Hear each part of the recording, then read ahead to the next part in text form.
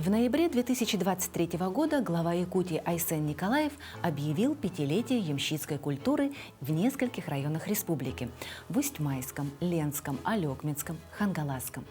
Культура приленских ямщиков является настоящим достоянием не только нашей республики, но и всей страны, ведь Иркутско-Якутский тракт сыграл ключевую роль в развитии Северного края, способствуя взаимообогащению якутской и русской культур.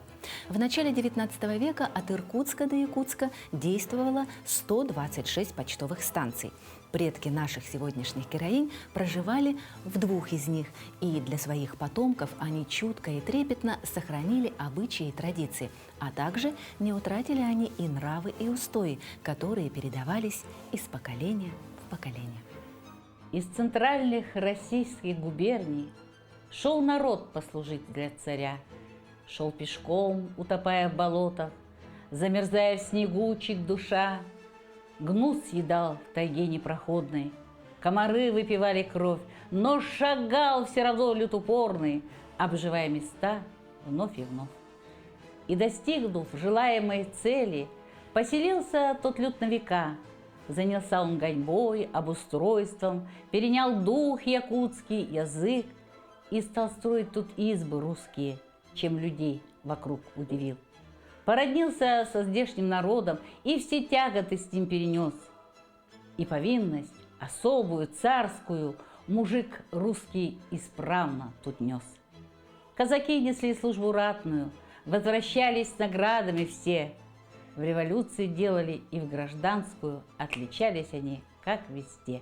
Это стихотворение Елена Семеновна сочинила сама и посвятила его 275-летию своего родного поселка Верхний Бестях Хангаласского улуса, а также всем ямщикам, населявшим тогда те земли. Ведь у человека нет ничего прекраснее и дороже Родины, а ее не выбирают, ее принимают как мать. Знаю, всюду прекрасна планета, и любая земля хороша, но дороже мне все-таки это, где моя воспиталась душа. Так писал мой любимый поэт Семен Данилов. И я хочу сказать, что это мой район, ранее Орджоникидзевский, а ныне Хангаласский, откуда берет корни вся моя родова. Деревенька моя колхозница, ты стоишь на левой реке, в водах плещется разная рыба, а леса грибов ягод полны. На полях колосится нива, а в лугах бродит стадо коров. Тут же рядом пасутся и лошади. Такова традиция ямщиков. Слышны песни и звуки гармонии, там гуляет теперь молодежь. Старики же, сидя на лавочке, обсуждают свое житье. Ранним утром деревню разбудит раззаливистый крик петуха. Мама печку скорее стопит, и к обеду будут хлеба. Этот запах душистого хлеба до сих пор будоражит во сне. С молоком его так наешься, слаще нет ничего на земле. А потом с пацанами, девчонками прямо в реку купаться, играть, солнцем, радостью наслаждаться и от счастья так ликовать. Вот мое босоногое детство. С озорством, с весельем своим все дала ты, моя деревенька, поклонюсь тебе до земли. А наш дом стоит до сих пор. Средоточие нашей силы, наверное, родовой. И вот этот дом, он на берегу, на пригорке стоит, да, папа и сделал сам. Он всегда притягивает к себе. Он небольшой вроде, он настолько уютный, добрый, палисад там. И мы каждое лето там собираемся. Не бывает субботы и воскресенье, чтобы мы не собрались. И по определенным дням мы всегда вспоминаем родителей.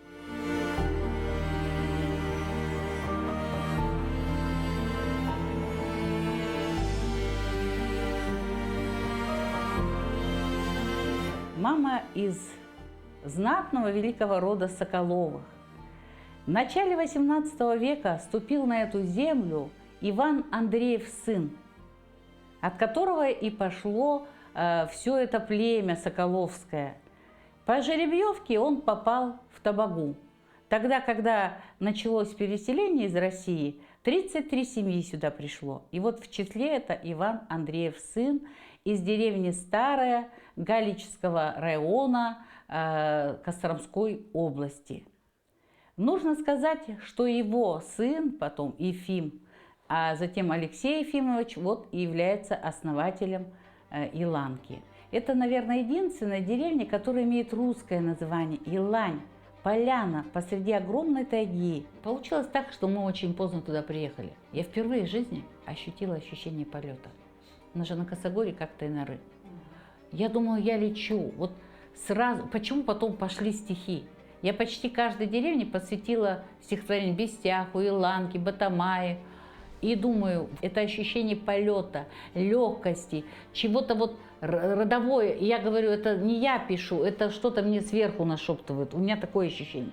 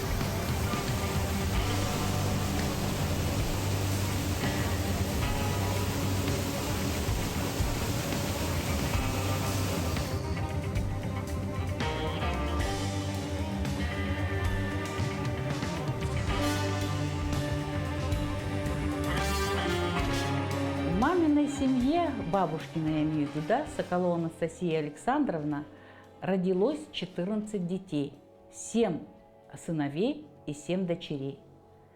Вот родилось только через поколение, а до этого через поколение было тоже 10 детей, 5 дочерей, 5 сыновей. Вот мне кажется, вот это настолько интересно. Это действительно огромная семья. Детей с детства приучали к труду. Они умели все. За скотиной ходить, лед заготавливать, снег расчищать. Но и пашни были же потом, зерно засевать. А женщины были рукодельницами. Но самое главное, нужно обязательно, чтобы девушка умела накрыть на стол, испечь хлеба. Это в первую очередь, да, напоить, накормить. А затем уже и как бы спрашивать работу, да. И в этих семьях воспитывались, конечно, примером. Вот это все идет не на словах, а на примере. И затем подходит возраст, и девушек выдают замуж. И вот наша бабушка Анастасия Александровна, она была очень красивой. Говорили, первая красавица на селе. Жгучие волосы, глаза, волосы, все у ней. Она отличная была плесунья, певунья, и сосватал ее наш дед Козлов Александр Иннокентьевич из села Бестях. Конечно, увез ее в Бестях. Род Козловых – это тоже первопоселенцы села Бестях, станция. Это была якутская станция Самарта. И в 1743 году пришли сюда русские переселенцы – Козловы, Наумовы и Сергеевы. И вот род Козловых – это тоже такой родовитый. Вы знаете, это вот интеллигентность какая-то изнутри. Они даже по внешности отличаются от многих. Это настолько тактичные, настолько добрые, настолько душевные, любознательные люди. И они вышли в люди. Вот мой дед Козлов Александр Иннокентьевич – зачинатель промышленности в районе. Он открыл значит, совместное общество по обработке земли вместе со вторым моим дедом Сергеем Егором Федоровичем. Это было в 1932 году. На базе этого общества были открыты, значит, промартель труд. Изготовляли все: бочки, мебель, телеги, сани. И затем на этой же базе был открыт кирпичный, бандарный и столярный цеха. Дед Елены Семеновны по материнской линии, Козлов Александр Иннокентьевич, был директором этого самого кирпичного завода. За свой ударный труд, кстати, был награжден орденом Ленина и знаком почета. На этом же кирпичном заводе работала родная племянница жены Александра Иннокентьевича, Раиса, которая проживала в их семье во время учебы в школе. Летом работала вот на кирпичах. Вот как Елена Семеновна говорит, в бандарном цеху, это там собирали деревянные бочки. Они тогда в то время, вот эти бочки очень нужны были. Рыбу солить, капусту солить, не как сейчас. И они очень вкусные же получались. Девчонка была я здоровая, видимо, сильная была, веселая. Вагонетки катали, да? Ага. Вагонетки по 300 кирпичей, только так. В семью своих близких родственников. Тетя Настя была маминой старшей сестрой. Я приехала после окончания начальной школы с деревни Таянары и поселилась у тети дяди. Но они ко мне относились очень заботливо, берегли как-то ласково, потому что папа у меня погиб в войну. Я когда приехала учиться, 5 класс, очень мало слов знала по-русски. Все на якутском языке. Это было 70 лет тому назад. Сказать, да, вот как будто бы это вчера было. Вот.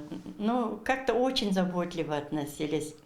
Александр Иннокентьевич всегда садил рядом меня, посадит, рукой положит, погладит. Ага. А с другой стороны тетя особый чай наливала, все для как-то, как о ребенке беспокоились. Хотя своих детей, полный дом, вот 4 детей росли. А в детстве еще, когда я 1 класс пошла, Александр Иннокентьевич на коне верхом, тогда же транспорта не было, приехал, подарил мне ботинки на шнурке. Такие, я их, сейчас стыдно говорить, конечно, но вот как любой ребенок, пыль слизывал. Ага, так вот берегла. Ни у кого в деревне не было ботинок, у меня были. А когда в 5 класс перешла, сапоги мне привез, кирзовые. Как я их берегла, это вообще. У меня одни сапоги были. Тетя Настя очень гостеприимная была, любила стряпать, любила петь. Всегда у нее самовар на столе стоял. Нет, вот, но в выходные всегда гостей полный дом было. Свои песни были, запомнила с тех времен. И эту песню принесла в свой ансамбль «Ямщицкий перезвон». Продавший метелки соловья купил, продавший метелки соловья купил, солов, солов, соловья купил, солов, солов, соловья купил. Недовольная шельма подарком моим, недовольная шельма подарком моим. Подарком, подарком, подарком моим, подарком, подарком, подарком моим. Подобралась шельма к деньжонкам моим, подобралась шельма к деньжонкам моим. Деньжонкам, деньжонкам, деньжонкам моим, деньжонкам, деньжонкам, деньжонкам моим. С тех пор я узнал, как девок любить. С тех пор я узнал, как девок любить, как девок, как девок, как девок любить, как девок, как девок, как девок любить, как девок любить, как денег копить, как девок любить, как денег копить, как денег, как девок любить, Как денег, как денег, как денег копить. Это родовая песня семьи Козловых, которые вот на таких застольях, они называли это складчина, есть фотографии. И вот Александр Иннокентьевич говорил: ну, Настя, что в печи, то на стол мечи. Вот этот стол, который мы видим, что на нем было всегда? Рыбный пирог обязательно, калачи ячменные, пироги и сладкий пирог на все праздники. Ну, здесь у нас пирожки еще особенные. Это вот наше ямщицкое блюдо, начинка налим. Но налим особый, не жареный, а это как раз белорыбица. Это вот традиция наша, что на каждый праздник, чтобы это обязательно было. Обязательно чай, свежезаваренный, со сливками или с молоком. И раньше как чаи гоняли? Не просто, но к чаю еще и холодец себе, и жаркое подадут, и что ты хочешь, рыбу жареную, дед был рыбак. И всегда вот это отличалось. Те бестяжские говорят: хлебосольство, полный стол. И тут же в мгновение ока вскипятится самовар, бабушка это просто умела.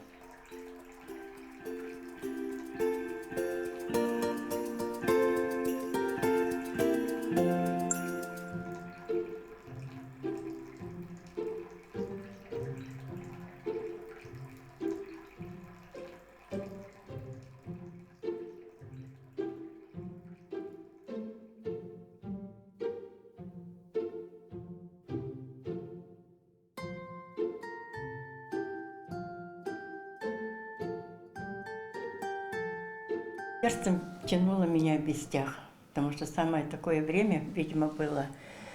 Приеду, всегда тепло встречали. И считали меня старшей дочерью. Не племянницей, не тем, и старшей дочерью. И вот тетя Рая тоже вспоминала, что оладьи она так пекла, что лучше она их не пробовала. Вроде бы я столько лет проработала поваром, но я так и не научилась, как вот ее. И ни у кого еще не пробовала. Вот. Ну, вроде бы замешивает также тот же самый состав, но оладьи... Как пироги, Дэна. Я хочу подчеркнуть еще их артистизм. Это, наверное, вот с бабушки. Запросто могла встать, вот юбкой махнуть, вот что-то цыганское в ней. Мы так и не можем понять, ну, точно это из Костромы. А какая там примешана кровь, мы уже не знаем. Но то, что у них вот этот яркий артистизм, это вот ее брат прекрасно пел Семен, который в Первую мировую войну попал в плен. 5 лет он был в плену, остался жив благодаря, что он очень хорошо пел и хорошо играл в карты. Пришел знанием немецкого языка, его любили в любой компании. Балагур, очень хорошо говорил, любой вопрос мог задать, даже на собраниях вел, говорит, он, а не председатель там колхоза, потому что это был такой человек. Дальше идет бабушка Пивунья, да, Плесунья, все отмечают. Ее сестра Мария Александровна, которая вышла замуж за Синского, Соловьева, и она была в числе первых, кто организовал ансамбль «Реченька». Мне кажется, она была и руководителем, потому что этому ансамблю она подарила очень много песен, частушки. Дальше наш дядя Леня. Он так плясал, что мы не одно, вот просто он не артист, но это такое выдаст, анекдотчик, веселый рассказчик, любой компании душа. Улыбнется и как вот даст, и молчит. И поневоле как-то он выражал это, что мы смеялись. Вот невозможно было вот не посмеяться над этим. Умеет любой. Он как говорил, тентель-вентель, Да. тятели-потятели. И вот он как-то вот так вот, и как пойдет плясать, вот у него кудрявые волосы черные, да, и вот он, глаза всегда вот такие, всегда Большие. глаза большие, яркие, всегда они прямо говорили, можно сказать. И выйдет такое коленце, выдаст, как руками махнет, ножкой там это схлопнет. У нас брат такой был у него, Сергей. И это вообще было весело рядом с ним. А потом мама, вот мама. Мама, конечно, это королева, можно сказать. Она не для деревенской жизни была рождена. Она настолько была артистична. Она вот любила петь. Когда-то в молодости играла на гитаре. Она чечетку отбивала только так. И самое главное ее превосходство было то, что она умела перевоплощаться. Вот просто гулянка будет. Она сегодня кисельная барыня. Завтра там кавалер, уличный какой-то хулиган. или это Чарли Чаплин могла изобразить, тут же из подручных средств соорудить что-то. У нее всегда была какая-то шляпа такая, она тут усики сделает, тут она вот это что-нибудь такое привяжет, ну как Чарли Чаплин, такой походочкой, но это все угорали. Одевалась всегда красиво. У ней даже говорили, что своя портниха, но она была старшая дочь и любимая, видимо. Она получила образование в финансово-экономическом техникуме. Ну, ее стезя, надо было оставаться, наверное, в городе и жить, да? Но ей пришлось заняться всем. И корову доить, и все это артистичное очень. И мама вот впитала, наверное, самое лучшее. Вот продолжение сейчас идет Юля в маму. Вот через поколение, наверное, да? Ну и самое интересное. Папа экономист, мама бухгалтер. Они могут сидеть до утра, чтобы свести 9 гривен. Там, копейку надо было тогда найти. Арифмометр. Арифмометр или счеты. Тут уже папа подсоединяется. Счеты до сих пор У есть нас тут дома. генетически И арифметы. вот это есть. к цифрам. Вот понимаю, это все. Но через поколение прошло, что племянница стала бухгалтером, закончила даже академию, зять экономист. У Светланы это Семеновна, а моя тоже получила экономист-менеджер. Ну, ни разу не работала. Ты экономистом не работала, но получила образование. Ну, а я с детства хотела быть учителем. Я вот с детства играла в школу, заставляла брать уже в 9 классе, как журнал вести это знала, сажала их за стол и говорю, и хожу не с куклами, мне нужны были живые люди. И папе жалуюсь и говорю, папа, Сережка не идет играть, диктант написать не справляю. И когда уже распределялась, да, и думаю, ну что тут трудного-то? Я знаю, как вести, как журнал. Для меня этих трудностей не было.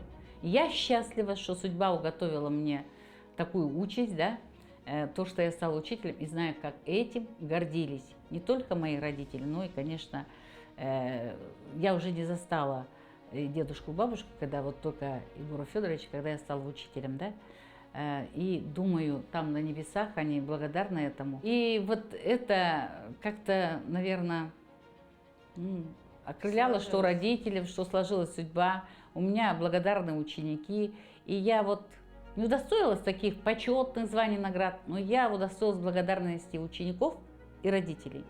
У меня были дети из детдома, которым я вот старалась дать тепло, вот чаепития такие организовывала. И мне это действительно выше всех похвал и наград, что меня помнят, выполнила то, что подобает учителю, сеять разумное, доброе, вечное. Скромничает еще немножко. Помимо, очень она много в общеобразовательной школе проработала, в Бесялской школе и в Максголовской школе, но сейчас она работает в совсем другом учреждении, это вечерняя школа для особых людей, осужденных. То есть она у меня работает с таким непростым контингентом, которые не по своей воле или по своей судьбе так сложились обстоятельства в закрытом учреждении. Я считаю, что такие люди, которые несут просветительскую работу, они очень непростые, да? То есть не каждый может на себя такую миссию возложить, учить. И что хочу сказать, что мама всегда видит в них не каких-то там плохих людей, а именно хороших людей, которые это прежде всего люди. Она пытается им нести свет, добро, всячески организовывать тематические вечера, это бывают литературные балы. В общем, она когда рассказывает, я говорю, я представляю какие-то очень большие труды, затраты эмоциональные. Через сердце пронесла, я даже приступ у меня был, потому что надо было, чтобы они восприняли. Я пронесла на разрыв, вот аорты говорят, да, вот такое. За все свои труды я получила благодарность и грамоту из УФСИНа России.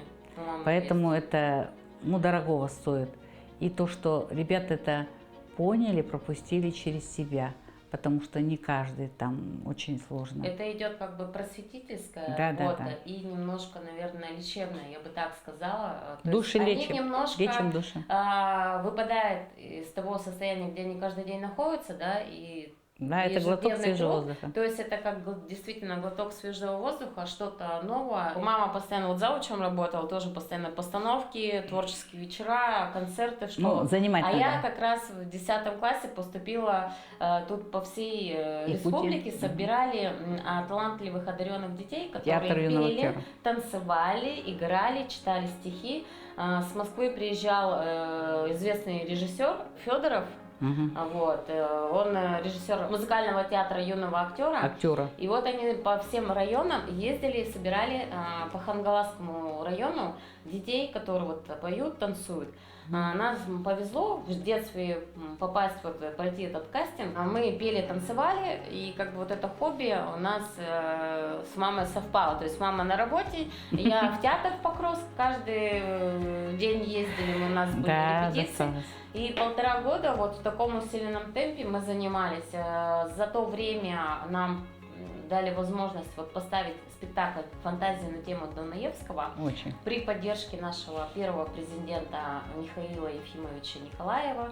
Большое ему спасибо, Да, мы все что благодарны. нам действительно дал такую возможность соприкоснуться с миром искусства, с театром, с мюзиклом, потому что когда он был в Москве, он посетил и Федорова Александра Львовича театр, он сказал: я тоже хочу, чтобы у нас в Якутии Да. тоже был такой театр, потому что у нас дети очень одаренные там, вообще в Якутии. И большое спасибо. Вот на премьеру в Покровск он приезжал, Михаил Ефимович. Мы так волновались, прям с трепетом, нервничали. Вообще, у нас так трясло. Там же надо было петь, и чтобы голос не дрожал. Но мы как-то вышли, собрались. Юбилей его был, и очень юбилей, здорово. да, мы как раз Я это его все поздравляла. сделали. И нам дали грамоту всем и вот такую статуэтку в виде Да. масок, да, то, что Маски там. маски. Мы первые выпускники этого Мгм. театра, да. Но по прошествии времени кто-то пошел в творчество, кто-то вообще в другую стезю ушел. Но тем не менее, у меня так вот сложилось, что танцы, видимо, меня не отпускают. И спустя, так скажем, 20 с лишним Лет. 20 лет я опять стала танцевать в русском народном ансамбле русского танца «Ярилов день». В Якутске уже проживала, пришла на концерт, меня позвали мои друзья, я позвала маму, тетю, подружек маминых, и мы просто в таком восторге были, в такой эйфории, и я думаю: а почему я не танцую? Вот у меня руки ходуном ходят с ногами, вот так весь концерт. Пойду-ка я, да? Надо, наверное, уже идти танцевать, но с тех пор я пришла и танцую уже 6 лет полных. Вот с тех пор мы с удовольствием ходим на все Концерты. постановки, концерты, и душа наша раскрывается.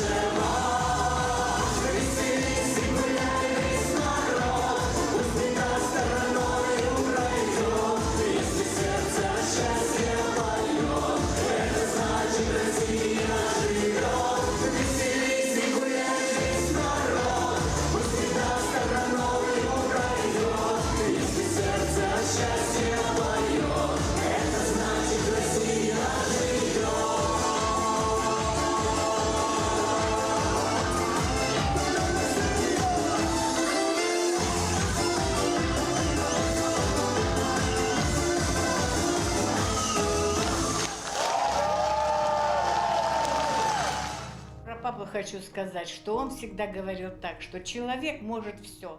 Он у нас был и строитель, он умел строить дома. У нас вся мебель сделана его руками. Круглый стол, стулья, буфет, комод, шифонер, как раньше гардероб называли, и этажерки. Тахту даже научился Туз делать. сделал сам.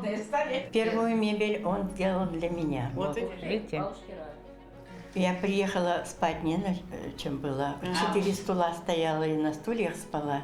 Ой. А потом он крестовину вот так вот сделал и обернул холстиной. Он гвоздями не забивал, он эти чупики делал. И вот это же держалось, я сколько жила. Потом это самое, смотрю, что-то строят во дворе. Думаю, что за такое-то? Катер натуральный. А потому что это надо было, раньше косили же сено, была корова, с той стороны, чтобы перевозить сено. А моторы не были раньше такими, эти были стационарные моторы. И вот этот идет катер по этому самому по реке. Вот это шумит, это такая огромная махина. Потом он все-таки его вот в колхоз это продал или отдал, не знаю как. Потому что, уже, видимо, может, не держали корову. И дело в том, что, и вот он в первый стал теплицу сделал, это он под стеклом, и у нас зимнюю. И с подогревом все это провел, трубы, там все. Отопление, да. И дело в том, что столько огурцов было, что вся деревня. Продавать мы никогда не продавали, всем раздавали всегда. Он мог шить. Он в свое время, кажется, хотел стать портным, учиться, да. Но получилось так, уж каким образом. Его пригласили на ЖБИ заменить экономиста. Тот уже уходил на пенсию. И он, может, по партийной линии, он согласился, он ездил в Ленинград тогда, учился там на курсах, приехал, и вот он долгое время работал на ЖБИ экономистом в плановом отделе, пока его не избрали уже председателем. Папа 10 лет проработал председателем поселкового совета. На селе председатель поселкового совета – это все. Это скорая помощь, это полиция, милиция, это знаток по всем делам, вопросам. День и ночь к нам приходили люди. И он никому ни в чем не отказывал. С его участием, Бестяк преобразился. Линия электропередач, свет постоянно выключали. Это отсыпка территории, это мост через Бестяжку, это тротуары. Бестяг, вспоминает, это была трава-мурава, когда он пешком из Легера шел через весь Бестяг, все проверит. Когда начали строиться дома, 10% обязательно педагоги и медицинские работники. Это сельское хозяйство, которое всегда чего-то не хватает. Это все время он. И он, когда рубанком стружка оседала на землю, да, и мне этот запах стружки нравится. Я прямо, если где-то услышу или увижу эту стружку, у меня прямо сразу воспоминания с детства, да. Видите, как передается по наследству. Звук топора и пилы ласкает слух. Прямо сладкий, как песня. И действительно, строитель от Бога. Всем своим братьям они построили собственноручно дома. Кто бы ни попросил, окна, у него глаз алмаз, он просто один раз снял мерку и все. Дед был такой строгий, справедливый и правильный, да, и жесткий. Наверное, у меня такой характер в дедушку, может, и непростой. Он, невзирая на лица, он отстоял свою правоту, он всегда говорил в лицо. Он ненавидел в людях ложь, он всегда прямолинейный, горячий, что для дела, это все он сделал. Такой закал человека, порывистый. Каким ты был, таким остался, орел степной, казак лихой. Каким ты был, таким ты остался, горячий мой, желанный мой. Мы поем то желанный, то упрямый, и папа, это все характеристика, это мамина песня. Поэтому у нас есть мамины, папины. А я помню эти колыбельные, когда он пел, качая тебя в колыбели. Да, давай. Выходил на поля молодой агроном, говорил, что земля вся в наряде цветном. Наша земля, мой край дорогой, люблю тебя всей русской душой. Папа 6,5 лет провел на войне. Он участвовал в войне с Квантунской армией, награжден, все. Он артиллерист у нас. У меня мама всегда была ведущей парадов и митингов, это 9 мая.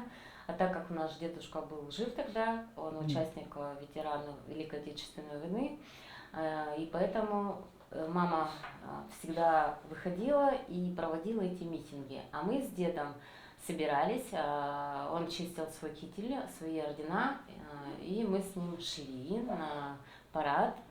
Мама отведет, значит, расскажет все, их там поздравят.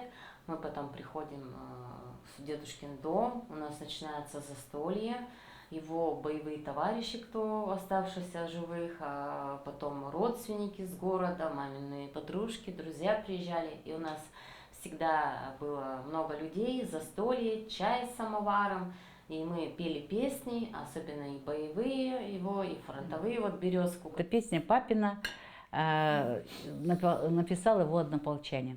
Ты мне в детстве песню напевала про родимый край, в котором рос. Я ее от самого Урала до реки, до Эльбы сквозь бои пронес. Я ее от самого Урала до реки, до Эльбы сквозь бои пронес. Где ж теперь моя родная? Год пешком до дому не дойти. Предо мной лежит земля чужая, и земля чужая на моем пути. Моего деда по папиной линии, они друзья были с Александром Иннокентьевичем, тоже вместе застолье. И вот дед научил всех своих сыновей, в семье было 12 детей, строить. Вот они все труженики такие. Как только началась коллективизация, у него были лошади, коровы, он все до последнего отдал. Крепкий хозяин был, настоящий. Вот его любимая песня. Разлука ты, разлука, чужая сторона, ничто нас не разлучит, лишь мать сыра земля. И вот он пел вместо канарейки, он все пташки кинорейки пел. У него была конторка, это как у какого-то писателя или клерка, да, девочка. У него были святцы, в которые он все заносил. И еще такая у него была миссия, он отпевал на селе своих односельчан. Очень добрый человек, и тоже все своими руками. И до последних дней, 92 года ушел, да, все делал. Дед по отцовской линии Егор Федорович Сергеев чтил традиции и передавал их своим потомкам. Впрочем, так было в каждой ямщицкой семье. И в нашей семье все заповеди Божьи выполнялись. Не укради, не желай зла ближнему, не завидуй и так далее. Да? Относись к людям так, как бы ты хотел, чтобы относились к тебе. Вот с этой заповедью мы живем. Через наш дом прошло столько людей, каких только национальностей. Вот у нас и семья интернациональная, в ней есть и русские, украинцы, белорусы, литовцы, татары, буряты, эвены. Каких только нет. Вот полностью. Поэтому мама всегда говорила, неважно, какой разрез глаз и цвет кожи, главное, чтобы человек был добрый. Вот для нее мерилом ценностей всех была доброта. И она открывала для всех свое сердце. В это сердце хватало на всех. Каждую субботу мы приезжали к родителям. И всегда мама всегда пекла пироги. Ой, ну когда гости собирались, это было что-то. Мама на стол накрывала, спустится в подполье, достанет это сам, поставит, накроет все. Это было что-то. Да, стол накрывался быстро. Как-то потом, после мамы уже не было, и к нам тоже приехала тетка из севера. Ну, я тоже решила по-быстрому, как мама там это на стол наметать. Я как споткнулась, я чуть не упала, думаю, ну это уже не для меня. Ну, люди же не спешат, что бежать. Ну, в общем, вот такая наша мама. Быстрая была, все. Мама очень любила все живое, людей, природу. И наши походы в лес по ягоды. Всегда с собой берешь там сухой паёк. И вот мы отдыхаем, когда рассказываем, все они рассказывают о себе, о своей молодости. И потом, когда возвращались уже с полным ведром, тяжело, и вот это На пригорке уже виден свой дом, и вот еще последняя остановка, и вот мы в таком настроении возвращаемся домой, а нас Светлана ждет с горячим самоваром. И вот эти походы незабываемые в лес остались на всю жизнь в памяти. Больше я все пыталась это повторить после того, как мама, они больше не повторились. Память детства. Вот поэтому мы любим все живое, что мама нам оставила. Ну, мама ушла. У меня пустота такая образовалась. Я долго еще ждала маму, особенно летом. Вот белый платочек мелькнет. Мне так было больно.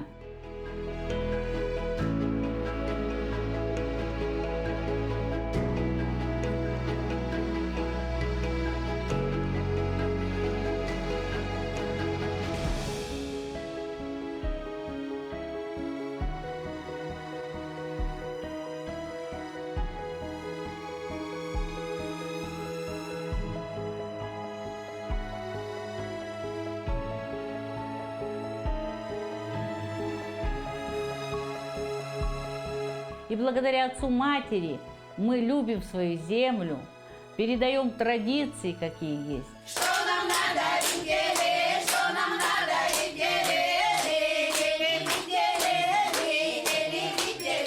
Мы видали парочку,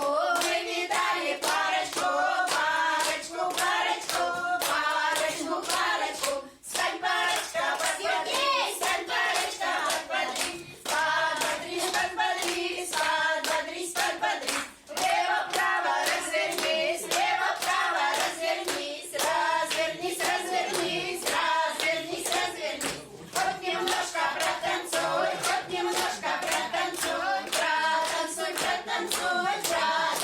протанцуй. Это культура, самобытный пласт, который нигде в России, это уникальная культура, которая сохранилась здесь.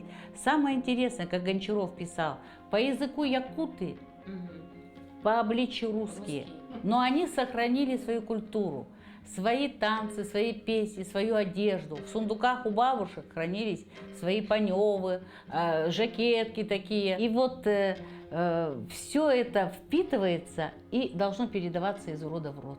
Это актуально по сей день, потому что люди разных народов и разных национальностей нашли на этой земле свою вторую родину. И самое главное, песни. Мы славно гуляли на празднике нашем, нигде не видали мы праздника краше. Так будьте здоровы, живите богато, а мы уезжаем до дома и до хаты. Вот такие они, потомки государевых ямщиков. Веселые, оптимистичные, радушные, гостеприимные. Более 200 лет тому назад их прадеды, деды и отцы занимались перевозками. К концу XVIII века трактовые почтовые станции, на которых обычно стояла одинокая изба, постепенно превращались в селения. Ну а там уже правили женщины, матери, хранительницы очага. Усвоив язык и образ жизни якутов, они установили с ними кровное родство и добрососедские отношения. А по-другому просто и не могло быть, ведь для женщины, особенно для матери, главное – это любовь, доброта и мир. Только мать способна сберечь все, что так дорого сердцу, ведь она ангел-хранитель. Ну а если вы не верите в ангелов, просто посмотрите в глаза своей мамы.